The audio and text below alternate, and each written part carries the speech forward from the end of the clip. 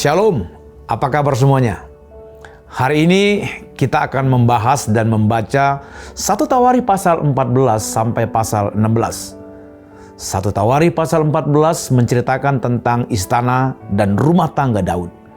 Dalam pemerintahan Daud, Tuhan menegakkan pemerintahannya dan kekuasaannya di tengah bangsa Israel.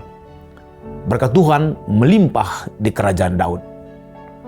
Hiram, Raja Tirus membantu pembangunan istana sehingga tahta Daud semakin diperkuat. Dengan demikian, ketika Daud berperang melawan Filistin, maka kemenangan diperolehnya. Bukan hanya soal politik kerajaan, tapi juga Tuhan memberkati rumah tangga Daud sehingga anaknya bertambah banyak. Perlu kita pahami bahwa orang Filistin adalah orang-orang yang sangat menakutkan dan bengis. Namun hal itu tidak membuat Daud gentar. Daud bertanya dan berseru kepada Tuhan mengenai apa yang perlu dilakukannya. Kemudian Tuhan menjawab Daud, bahkan sampai memberitahukan cara berperang secara detail. Melalui kemenangannya melawan Filistin, nama Daud semakin masyhur dan bangsa-bangsa lain takut kepadanya. Mari kita lanjutkan. Pemindahan tabut Allah kembali diceritakan pada pasal 15. Dalam pasal 15 ini diceritakan tentang segala persiapan yang dilakukan Daud memindahkan tabut Allah ke kotanya. Setelah segala persiapan sudah rampung, maka Daud beserta orang Israel pergi ke rumah Obed-Edom dengan sukacita, sambil menaikkan syukur dan persembahan kepada Tuhan. Sejak kematian Uzza, ketika memindahkan tabut perjanjian, Daud semakin cermat mempelajari ketentuan hukum Tuhan dan perintah Tuhan. Daud melakukannya sesuai dengan ketentuan yang Tuhan berikan. Keturunan Lewi mengangkat tabut itu di bahunya dan berhasil memindahkannya.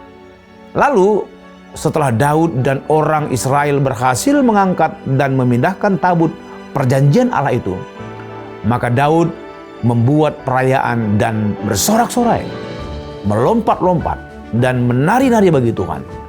Akhirnya impian Daud terwujud. Tabut Allah berhasil dipindahkan. Baik Daud dan orang Israel merasakan sukacita yang luar biasa. Di dalam 1 Tawari pasal 16 dituliskan tentang ucapan syukur dan puji-pujian Raja Daud. Isi dari ucapan syukur dan puji-pujian Daud adalah ekspresi dan pengakuan iman atas keberhasilannya berkat penyertaan Tuhan saat pemindahan tabut Allah. Dalam pengakuannya itu, Daud menyebut bahwa hanya Tuhan sajalah yang menjadi satu-satunya penguasa atas seluruh bumi. Lalu Daud menaikkan doa permohonan atas karya keselamatan daripada Tuhan, Sang Penguasa dan yang berdaulat bagi bangsa Israel. Penulis Tawarikh sangat detail mencatat nyanyian dan doa Daud. Hal itu dilakukan agar mendorong bangsa Israel tidak hanya berdoa, tetapi juga untuk terus-menerus menjalankan ibadah serta menaikkan puji-pujian kepada Tuhan. Sekarang, mari kita membaca 1 Tawarikh pasal 14 sampai pasal 16 bersama-sama.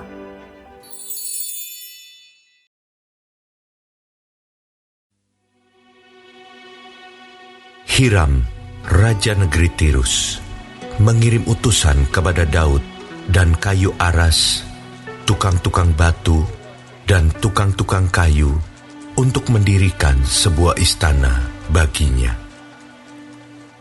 Lalu taulah Daud bahwa Tuhan telah menegakkan dia sebagai raja atas Israel, sebab martabat pemerintahannya terangkat tinggi oleh karena Israel, umatnya. Daud mengambil lagi beberapa istri di Yerusalem, dan ia memperanakan lagi anak-anak lelaki dan perempuan. Inilah nama anak-anak yang lahir bagi dia di Yerusalem: Syamua, Sobab, Natan, Salomo, Yibhar, Elisua, Elpelet, Nogah, Nefek, Yafia, Elisama, Beelyada, dan Elifelet. Ketika didengar orang Filistin bahwa Daud telah diurapi menjadi raja atas seluruh Israel, maka majulah semua orang Filistin untuk menangkap Daud. Tetapi Daud mendengar hal itu, lalu majulah ia menghadapi mereka. Ketika orang Filistin itu datang dan mengadakan penyerbuan di lembah Refaim, bertanyalah Daud kepada Allah, "Apakah aku harus maju melawan orang Filistin itu? Dan akan kau serahkankah mereka ke dalam tanganku?" Tuhan menjawab, "Majulah, aku akan menyerahkan mereka ke dalam tanganmu." Lalu majulah ia ke Baal Perasim, dan Daud memukul mereka kalah di sana. Berkatalah Daud, "Allah telah menerobos musuhku dengan perantaraanku, seperti air menerobos." Sebab itu orang menamakan tempat itu Baal Perasim. Orang Filistin itu meninggalkan para allahnya di sana. Lalu orang Israel membakarnya habis atas perintah Daud. Ketika orang Filistin menyerbu sekali lagi di lembah itu, maka bertanyalah lagi Daud kepada Allah. Lalu Allah menjawab, "Janganlah maju di belakang mereka, tetapi buatlah gerakan lingkaran terhadap mereka, sehingga engkau dapat menyerang mereka dari jurusan pohon-pohon kertau. Dan bila engkau mendengar bunyi derap langkah di puncak pohon-pohon kertau itu, maka haruslah engkau keluar bertempur, sebab Allah telah keluar berperang di depanmu untuk memukul kalah tentara orang Filistin." dan Daud berbuat seperti yang diperintahkan Allah kepadanya. Maka mereka memukul kalah tentara orang Filistin, mulai dari Gibeon sampai Gezer. Lalu termasyurlah nama Daud di segala negeri, dan Tuhan mendatangkan rasa takut kepadanya atas segala bangsa.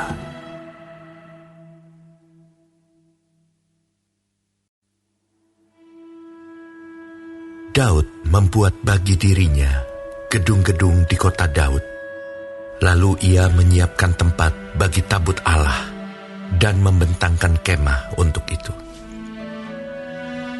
Ketika itu berkatalah Daud, "Janganlah ada yang mengangkat tabut Allah selain dari orang Lewi, sebab merekalah yang dipilih Tuhan untuk mengangkat tabut Tuhan dan untuk menyelenggarakannya sampai selama-lamanya." Kemudian Daud mengumpulkan segenap Israel ke Yerusalem untuk mengangkut tabut Tuhan ke tempat yang telah disiapkannya untuk itu. Daud mengumpulkan Bani Harun dan orang Lewi. Dari Bani Kehat, Uriel, seorang pemimpin, dan saudara-saudara sepuaknya, 120 orang. Dari Bani Merari, Asaya, seorang pemimpin, dan saudara-saudara sepuaknya, 220 orang. Dari Bani Gerson, Yoel, seorang pemimpin, dan saudara-saudara sepuaknya, 130 orang. Dari Bani Elsafan, Semaya, seorang pemimpin, dan saudara-saudara sepuaknya, 200 orang. Dari Bani Hebron, Eliel, seorang pemimpin, dan saudara-saudara sepuaknya, 80 orang. Dari Bani Uziel, Aminadab, seorang pemimpin, dan saudara-saudara sepuaknya, 112 orang. Lalu Daud memanggil Zadok dan Abiatar, imam-imam itu, dan orang-orang Lewi, yakni Uriel, Asaya, Yoel, Semaya, Eliel, dan Aminadab, dan berkata kepada mereka, Hai kamu ini, para kepala puak dari orang Lewi, kuduskanlah dirimu, kamu ini dan saudara-saudara sepuakmu, supaya kamu mengangkut tabut Tuhan Allah Israel ke tempat yang telah kusiapkan untuk itu. Sebab oleh karena pada pertama kali kamu tidak hadir, maka Tuhan Allah kita telah menyambar di tengah-tengah kita. Sebab kita tidak meminta petunjuknya seperti seharusnya. Jadi para imam dan orang-orang Lewi menguduskan dirinya untuk mengangkut tabut Tuhan, Allah Israel. Kemudian Bani Lewi mengangkat tabut Allah itu dengan gandar pengusung di atas bahu mereka, seperti yang diperintahkan Musa, sesuai dengan firman Tuhan. Daud memerintahkan para kepala orang Lewi itu supaya mereka menyuruh berdiri saudara-saudara sepuak mereka, yakni para penyanyi, dengan membawa alat-alat musik seperti gambus, kecapi, dan ceracap, untuk memperdengarkan dengan nyaring lagu-lagu gembira. Maka orang Lewi itu menyuruh berdiri Heman bin Yoel, dan dari saudara-saudara sepuaknya, Asaf bin Berekhia dari Bani Merari, saudara-saudara sepuak mereka, Etan bin Kusaya, dan bersama-sama mereka itu, saudara-saudara mereka dari tingkat kedua, Zakaria, Yaasiel, Semiramot, Yehiel, Uni, Eliab, Benaya, Maasea, Matija, Elifele, Miknea, dan Obed Edom, serta Yeiel, para penunggu pintu gerbang. Para penyanyi, yakni Heman, Asaf, dan Etan, harus memperdengarkan lagu dengan ceracap tembaga. Zakaria, Aziel, Semiramot, Yehiel, Uni, Eliab, Maasea, Benaya, harus memainkan gambus yang tinggi nadanya. Sedang Matija, Elifele, Miknea, Obed Edom, Yeiel, dan Azazia harus memainkan kecapi yang 8 nada lebih rendah tingkatnya untuk mengiringi nyanyian. Kenanya, pemimpin orang Lewi, mendapat tugas pengangkutan. Ia mengepalai pengangkutan sebab ia paham dalam hal itu. Berekhia dan Elkana adalah penunggu pintu pada tabut. Dan sebanya, Yosafat, Netaneel, Amasai, Zakaria, Benaya, dan Eliezer, yakni imam-imam itu, meniup nafiri di hadapan tabut Allah. Sedang Obed Edom dan Yehia adalah penunggu pintu pada tabut itu. Maka Daud dan para tua-tua Israel dan para pemimpin pasukan 1000 pergi untuk mengangkut tabut perjanjian Tuhan itu dari rumah Obed Edom dengan sukacita. Dan oleh karena Allah menolong orang Lewi yang mengangkat tabut perjanjian Tuhan itu, maka dipersembahkanlah 7 ekor lembu jantan dan 7 ekor domba jantan. Daud memakai jubah dari kain lenan halus. Juga segala orang Lewi yang mengangkat tabut itu dan para penyanyi, dan Kenanya yang mengepalai pengangkutan dan para penyanyi. Daud juga memakai baju efod dari kain lenan. Seluruh orang Israel mengangkut tabut perjanjian Tuhan itu dengan diiringi sorak dan bunyi sangkakala, nafiri dan ceracap, sambil memperdengarkan permainan gambus dan kecapi. Ketika tabut perjanjian Tuhan itu sampai ke kota Daud, maka Michal, anak perempuan Saul, menjenguk dari jendela, lalu melihat Raja Daud melompat-lompat dan menari-nari. Sebab itu, ia memandang rendah Daud dalam hatinya.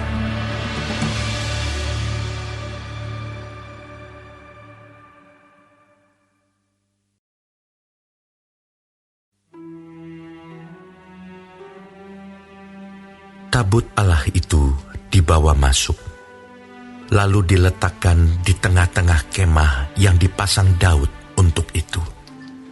Kemudian mereka mempersembahkan korban bakaran dan korban keselamatan di hadapan Allah. Setelah Daud selesai mempersembahkan korban bakaran dan korban keselamatan, diberkatinyalah bangsa itu demi nama Tuhan.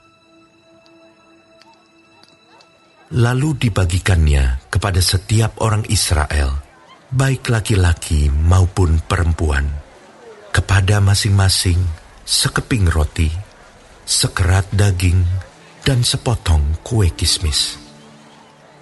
Juga diangkatnya dari orang Lewi itu beberapa orang sebagai pelayan di hadapan tabut Tuhan untuk memasyurkan Tuhan, Allah Israel, dan menyanyikan syukur dan puji-pujian baginya.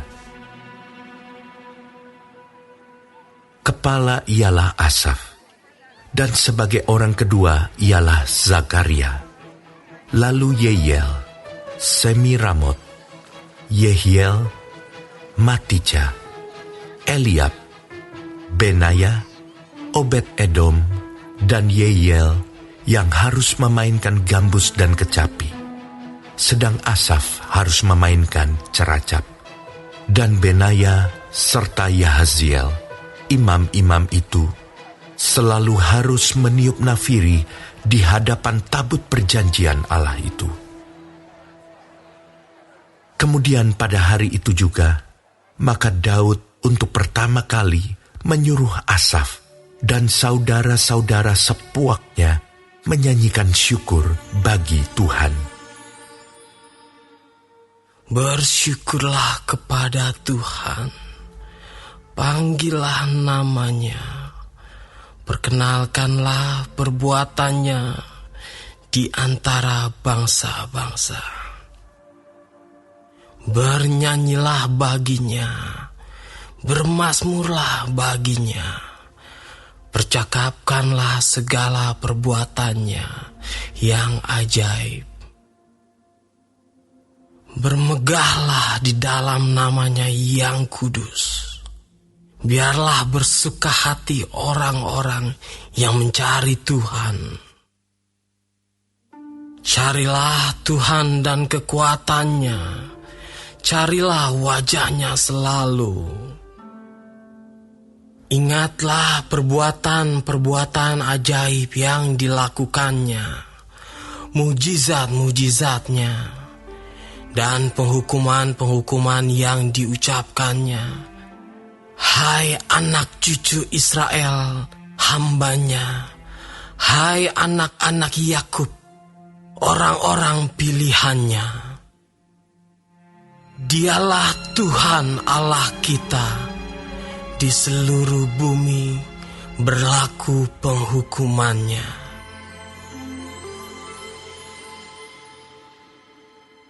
Ia ingat untuk selama-lamanya akan perjanjiannya, akan firman yang diperintahkannya kepada 1000 angkatan, yang diikatnya dengan Abraham, dan akan sumpahnya kepada Ishak. diadakannya bagi Yakub menjadi ketetapan, bagi Israel menjadi perjanjian kekal. Firman-Nya, kepadamu akan kuberi tanah Kanaan sebagai milik pusaka yang ditentukan bagimu. Ketika jumlah mereka tidak seberapa, sedikit saja, dan mereka orang-orang asing di sana, dan mengembara dari bangsa yang satu ke bangsa yang lain, dan dari kerajaan yang satu ke suku bangsa yang lain. Ia tidak membiarkan siapapun memeras mereka.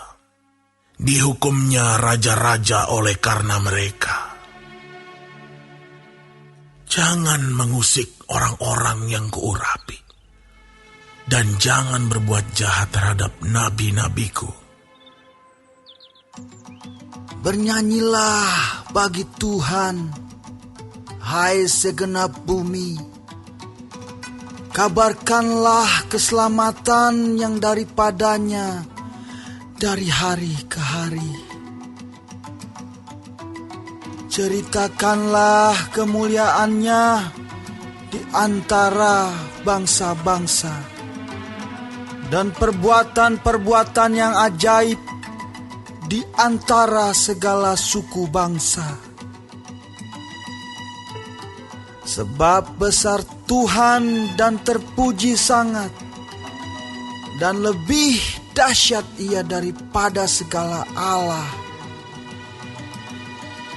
Sebab segala Allah bangsa-bangsa adalah berhala, tetapi Tuhanlah yang menjadikan langit. Keagungan dan semarak ada di hadapannya, kekuatan dan sukacita ada di tempatnya. Kepada Tuhan, hai suku-suku bangsa, kepada Tuhan sajalah kemuliaan dan kekuatan. Berilah kepada Tuhan kemuliaan namanya. Bawalah persembahan dan masuklah menghadap Dia. Sujudlah menyembah kepada Tuhan dengan berhiaskan kekudusan. Gemetarlah di hadapannya, hai segenap bumi. Sungguh tegak dunia, tidak bergoyang. Biarlah langit bersuka cita dan bumi bersorak-sorak.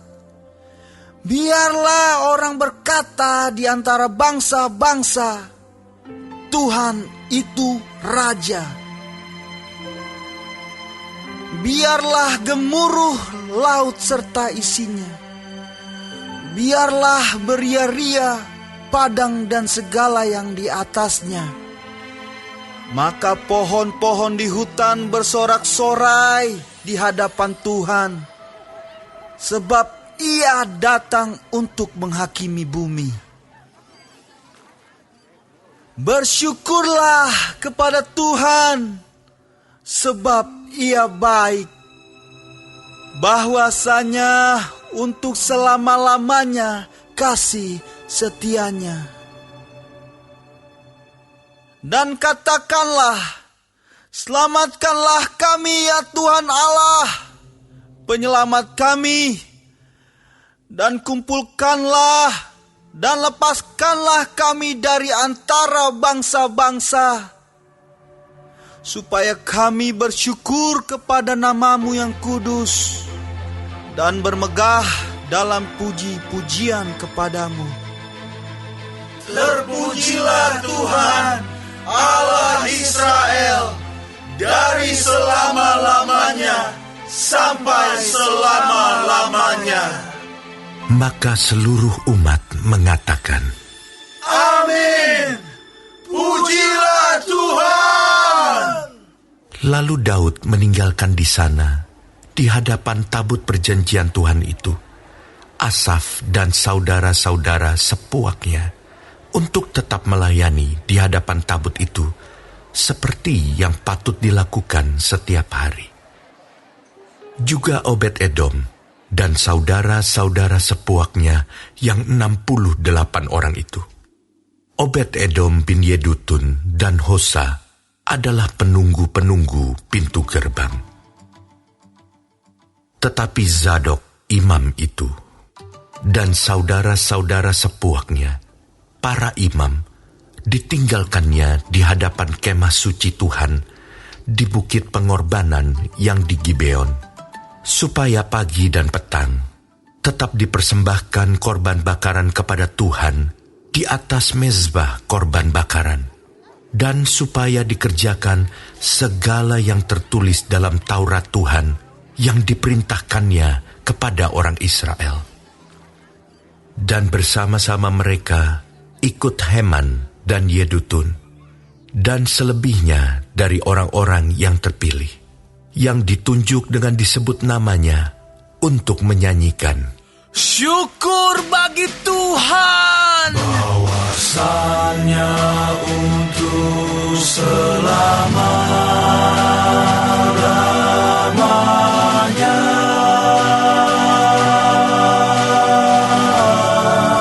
kasih setianya.